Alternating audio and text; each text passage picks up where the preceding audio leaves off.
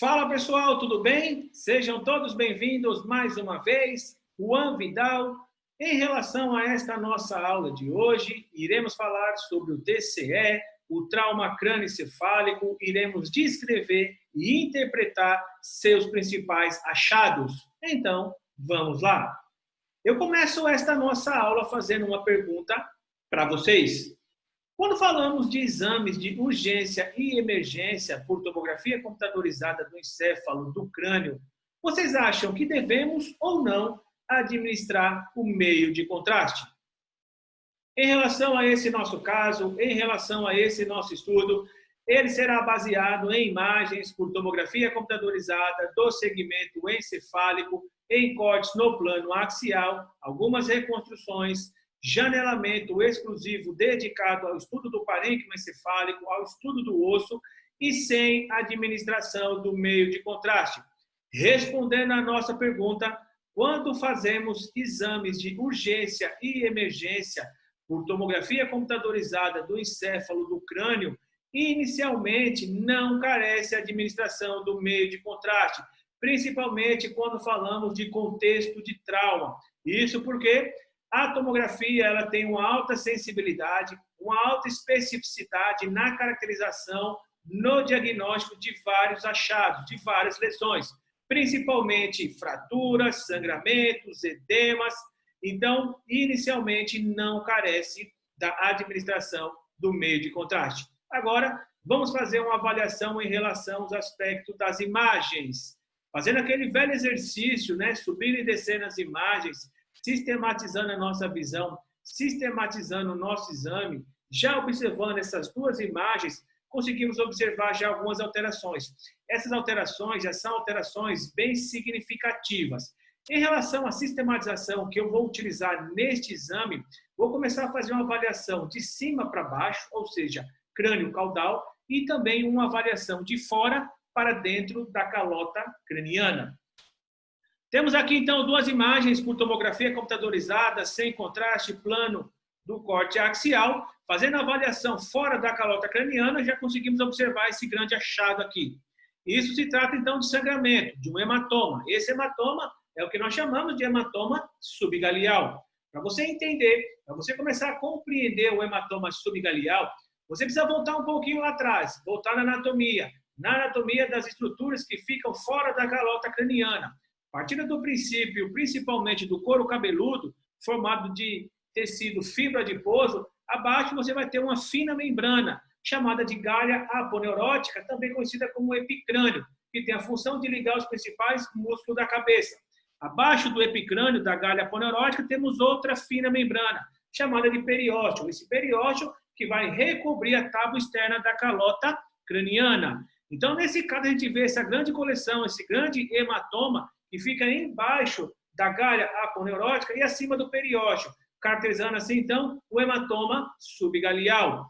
Em relação a esse hematoma subgalial, ele se estende pegando a região occipital, parietal e também a região temporal. Agora, vamos começar a sistematizar, fazer uma avaliação das estruturas que ficam dentro da calota craniana. Observando aqui, ó, dentro da calota craniana, já conseguimos observar essa imagem aqui, ó, essa imagem pintadinha de branco, ou seja, uma imagem espontaneamente hiperdensa. De acordo com a sua morfologia, se trata, então, de um hematoma extradural. Em relação ao hematoma extradural, para também começarmos a entender, temos que entender o espaço extradural. O espaço extradural, por sua vez, ele é um espaço virtual. Eu falo que é virtual porque não conseguimos observá-lo. Vamos só conseguir observá-lo se tiver algum tipo de lesão, como, por exemplo, algum tipo de sangramento, caracterizando assim o hematoma extradural. Esse espaço ele compreende o folheto mais externo de dura mater e a tábua interna da calota craniana. Em relação ao hematoma extradural, na grande maioria das vezes, em 90% dos casos, ele vem acompanhado de fratura. Essa fratura é uma fratura linear que pega a região temporal ou a região temporoparietal. Em relação ao hematoma extradural, também, ele tem alguns sinais muito importantes para não cair num diagnóstico diferencial, principalmente o hematoma subdural. O hematoma extradural, ele forma essa lente biconvexa, ou seja, uma convexidade lateral e uma convexidade medial.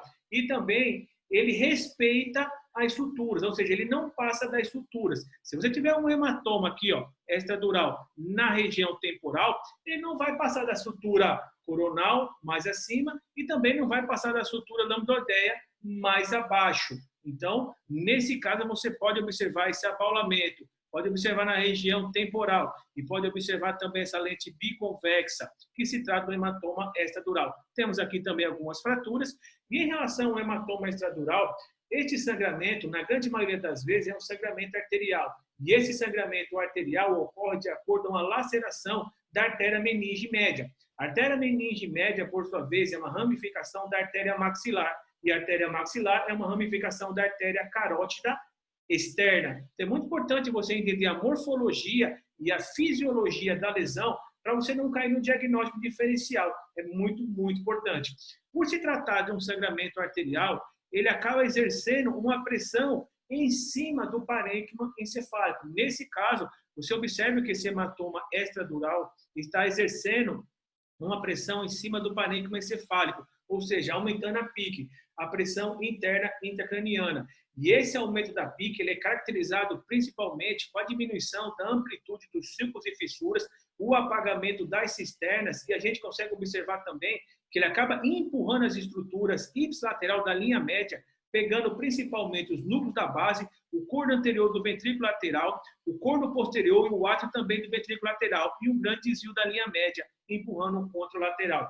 Então, nesse caso aqui, fazendo uma breve avaliação, nesse hematoma extradural, você vê essa imagem espontaneamente hiperdensa, ou seja, um sangramento agudo. Esse sangramento agudo ele varia em relação ao seu tempo de 12 a 48 horas, em relação à sua composição e à desoxohemoglobina. Por ser um sangramento arterial, ele tem uma pressão muito grande e acaba exercendo essa pressão em cima do parênquima encefálico, ocasionando o aumento da PIC, da pressão interna intracraniana. E esse aumento da PIC ele é caracterizado principalmente com a diminuição da amplitude dos sulcos e fissuras, apagamento das cisternas e também empurrando a linha média contralateral e pressionando as estruturas ipsilateral, principalmente os núcleos da base, os corno anterior do ventrículo lateral direito, o átrio e o corno posterior do ventrículo lateral direito também. Então, esses seriam os achados principais que conseguimos observar em relação às estruturas da calota craniana que ficam intracranial.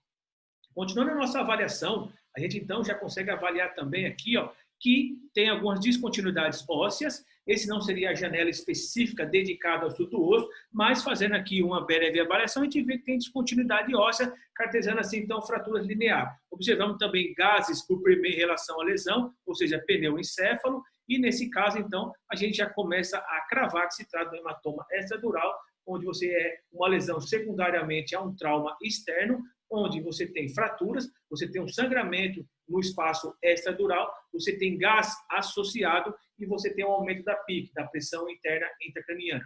Continuando a nossa avaliação em relação a esse TCE, a gente vamos avaliar agora a região das órbitas, né? Fazendo aquele velho exercício da região das órbitas, ó, olhando o lado direito com o lado esquerdo, a gente já consegue observar também essa grande coleção, esse grande hematoma, ou seja, essa imagem espontaneamente hiperdensa que condiz a sangue, um grande hematoma.